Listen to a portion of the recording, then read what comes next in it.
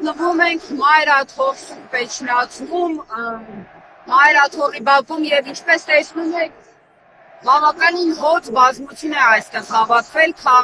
մերթընդմերթ իրավիճակը մի փոքր լարվում է, որովհետև եկեղեցու բակում հավաքված քաղաքացիները բաժանվել են երկու թևերի, մի մասը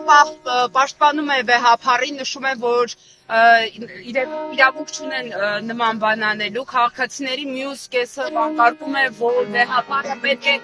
հեռանա եկեղեցուց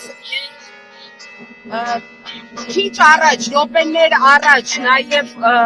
վեհարան մտան այն 10 կաթողիկոսները, որոնք երեկ հայտարարություն էին տարածել այսօրվա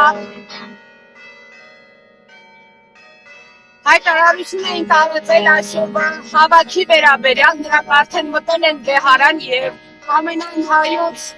կաթողիկոս Նորից ու պետություն Գարեգին երկրորդը գտնվում է վեհարանում, այժմ նրանք արդեն հավանաբար զրուցում են, ընդունել են նրանց, տեսնեք դուրս գալուց հետո նրանք ինչ կպատասխանեն լրագրողներին, նրանց մտներից եպիսկոպոսները որևէ հայտարարություն չեն արել, որևէ պարզաբանում չեն տվել, մեկնաբանություն չեն տվել, գուցե կաթողիկոսի հետ զրույցից հետո կարողանանք համենայն դեպս կփորձենք որևէ մեկնաբանություն ստանալ նրանցից, թե ինչ պատասխան են նրանք ստացել կաթողիկոսից։ Այս պահին մենք կշարունակենք նաև հետևել այստեղ իրադարձությունների զարգացմանը, հասկանալու թե ինչ է ասվում առաջիկայում։ Պետք է նշեմ նաև, որ բավականին մեծ